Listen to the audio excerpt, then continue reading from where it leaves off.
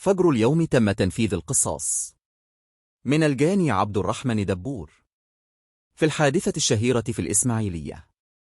ربنا يسامحه ويرحم المجني عليه ويصبر أولاده. للأسف في إسماعيلية بتاخد نهاية المشكلة ونسيب الأسباب.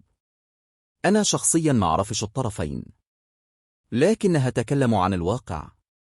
دبور يمكن لو تغيرت الظروف اللي كان فيها كان زمانه دلوقتي إنسان ناجح ومفيد لنفسه وأسرته وبلده، لكن طريق المخدرة هو اللي وصله.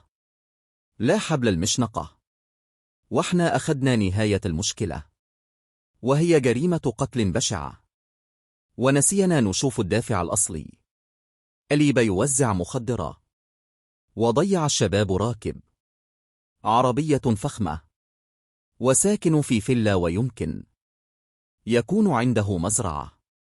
لذلك لو الأمر استمر بهذا الشكل في الإسماعيلية هنشوف عبد الرحمن دبور تاني وتالت وما لا نهاية، لأن الفيروس موجود. جذور المشكلة لس في البلد وكل يوم بتزيد.